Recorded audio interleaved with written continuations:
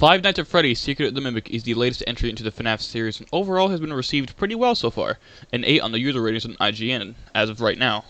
The franchise as a whole has gone place to place from over its goddamn 10-year lifespan. To say the FNAF series has had a rocky life is an understatement, but that's not why I'm here.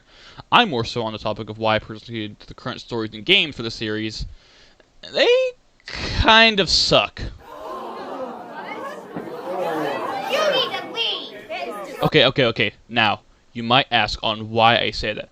Well, to me, it's all due to the fact that the games to me lack the inspiration and atmosphere of the original games, if that helps my case at all. Secret of the Mimic's main menu to start is just a static image of the view of the main character's van, when compared to other titles, they had a standout title to kind of distinct them apart. Something was always moving, like how the animatronics would twitch on the main menu, but with this, it's just a static image. And the gameplay for the game is completely different too. From Security Breach onward, this has been the standard for FNAF games. But I have to ask, why? Part of me wants to say that the gameplay is mimicking something like Poppy Playtime, a game I refuse to play because it was made by the guys I used to look up to that turned out to be shitty people. But not Seth, he's still cool. But this is a complete takeaway from the older titles. They were point-and-click horror games, and that's what made it so tense. You were locked in place, and instead of running away from a threat, you have to actively make them fuck off. But with these games, it's as simple as just running away and hiding until the AI gives up or just glitches out. Point-and-click horror is what FNAF is, and while I'm not against them changing the formula every now and again, this is not the way to do it.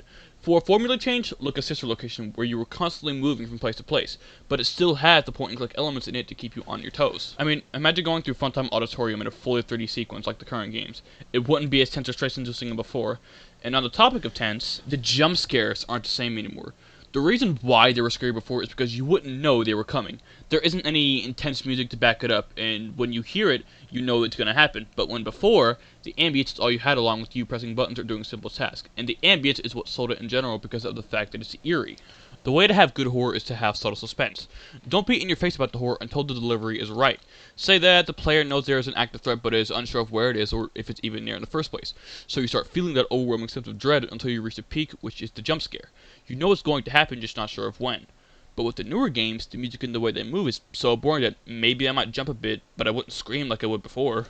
Now you could make the argument that over time, the older jump scares become more redundant, and that is true to an extent, but the reason being is that for first-time players, you'll get extremely scared. That's why people like Markiplier and others would scream at FNAF, because while they have played horror games in the past, they weren't expecting the way that FNAF would do it, and that's why it worked, because of that sense of dread and fear that builds the longer you play. And another thing that they do with it is the story. Like, what happened, man? The lore and story of the franchise has been its most interesting part besides the gameplay because of the fact that it's always been cryptic.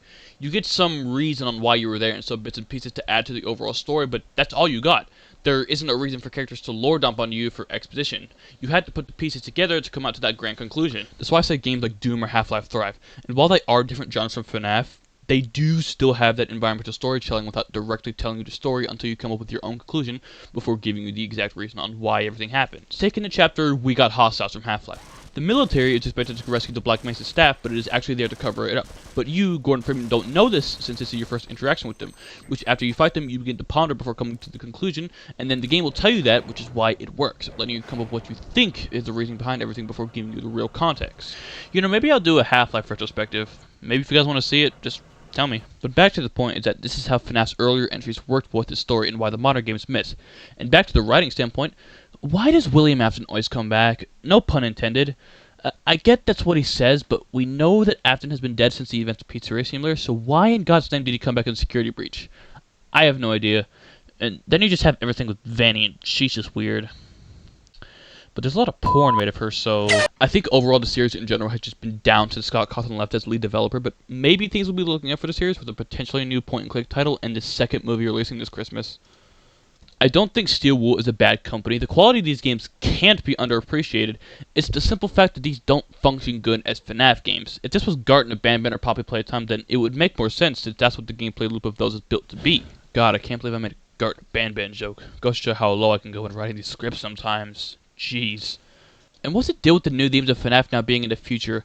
I get that Pizzeria took place, I believe, in 2023, if I'm not mistaken, but now we have all this futuristic tech in the universe, and it just feels wrong. FNAF is meant to be based off of the eeriness of those Chuck E. Cheese animatronics. Not like Alien Isolation or Doom 3, if you can count Doom 3 as a horror game, by the way. But the idea being is that these animatronics are possessed by the spirits of dead children, not fucking, I don't know, Remnant, whatever the fuck that is. It's not that the idea is bad in concept, it's just the execution, and I wish they did it better. But all of that aside, this is where I could get off. The FNAF series is one I hold dear to me, so maybe if this video does well, I'll do a retrospective on the series all the way up to Secret of the Mimic. I said this last time, but since my senior year of high school is coming up, and depending on when to get this video finished, it might have already started, but only time will tell. And as always, I'll see you all in the next video whenever I do it. Alright then, see you later. Hey gamers, so I just want to say that the next video is going to be reviewing the 2007 Transformers movie, so stay tuned to that.